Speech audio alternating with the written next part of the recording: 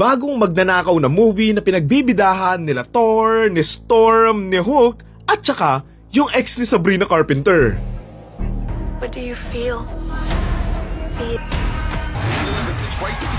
I came here to make you a business proposition. So you're a thief.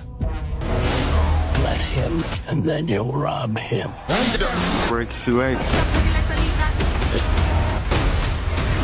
Susundan natin dito ang isang magaling na magnanakaw na laging malinis magtrabaho. Dahil sa sobrang galing at marami na nga siyang nananakawan, dito na nga siya hahantingin ng mga pulis, kabilang dito ang isang detective na matagal nang naghahanap sa kanya. Ayos naman na sana yung sistema nga niya noong una, pero dito na nga magkakagulo nang baliktarin nga siya ng mga dati niyang kakampi. Ito na nga siya magpaplano ng huling misyon niya kung saan milyon-milyon nga yung nanakawin niya, kung saan makikipagtulungan nga siya sa isang insurance broker na may iba ring problemang pinagdadaanan.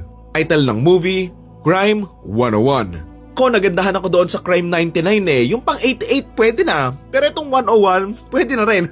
Noong una honestly nagtataka ako kung bakit Crime 101 yung title neto. Ayun pala, kasi dito nga siya laging dumadaan or dito nga niya ginagawa yung mga pagnanakaw niya. Kumbaga kung Pilipinas version, parang ang tawag dito, Crime EDSA, ganun. Hirap gumawa ng krimen dito.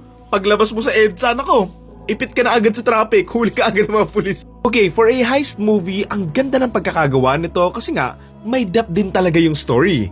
May tungkol sa police corruption, yung problema nga sa mismong government system, sa pangi-scam nga ng ilang insurance company, at iba pa nga. Siguro this film is not for everyone, lalo na kung ang hahanap mo sa isang heist movie ay yung maraming mga action sequences or mala Fast and Furious kasi hindi ayun yung makukuha mo dito Dialogue heavy and story-driven nga yung film na personally nag-enjoy naman ako kasi nga the characters are likable naman and again, meron nga silang kanya-kanyang lalim. May ibang angle kay Chris Hemsworth, may ibang angle kay Mark Ruffalo, iba naman yung kay Halle Berry, and gets naman din kung paano nga magkukonect-connecta yung mga buhay nila. I liked how Chris portrayed this character na ramdam mo nga yung bubog sa kanya, ramdam mo rin yung kay Mark Ruffalo, yung pagiging pagod nga sa pagiging detective, tapos kay Halle Berry na hindi nga siya vina-value doon sa trabaho niya. Kay Mark Ruffalo, what I like about his story is that realistic and relevant siya sa mga kapulisan, hindi lang sa ibang bansa, kundi pa rin dito sa atin. Shows yung pagiging flawed nga ng law enforcement na imbes na gawin nga nila yung mga trabaho nila, binebend nga nila yung law kung saan nga sila makikinabang. Yung nakakainis sa ibang mga pulis sa iba lang na kaya naman nilang gawin yung trabaho nila pero hindi nga nila ginagawa kasi nga too much work Tapos gusto nga nilang matapos agad para less work and more recognition kahit na hindi naman nila ginagawa ng maayos yung mga trabaho nila Kita nga doon sa may movie na may mga pulis nga na nagsiset up nga ng mga inosente para nga lang mag-work doon sa narrative nila that would benefit them.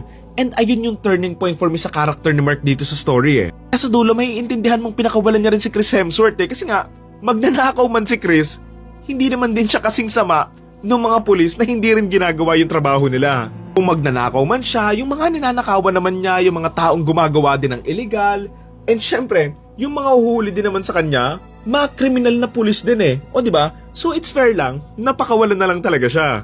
Sobrang na-proud nga ako sa character ni Mark Ruffalo dito nung ninakaw nga niya yung mga diamonds kasi alam mo yun, wala naman na din kwenta sumunod sa batas so at least man lang makatulong siya doon sa mga taong kailangan nga talaga ng tulong.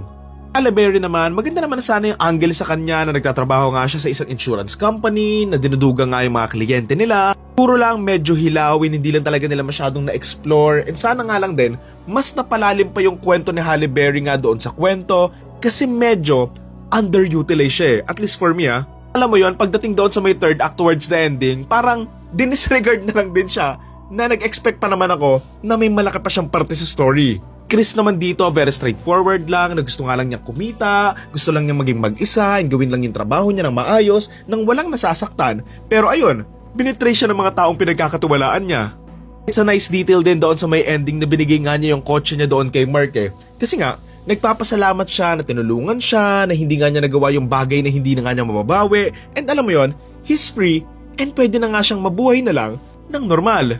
It's a great heist movie, nag-enjoy ako, and partida, inaantok pa ako. And the fact na hindi ako nakatulog, ibig sabihin, maganda naman din pala to. I love the cinematography, the editing, the color grading, I like the look and grittiness ng film, and I like yung pacing nila na hindi sila nagmamadali sa kwento. Siguro you could tweak pa some angle doon sa story, pero overall, nag-enjoy naman ako doon sa film. Yan, again, ang title ng movie ay Crime 101 and ang torta rating ko for this ay 7 or 7.5 out of 10.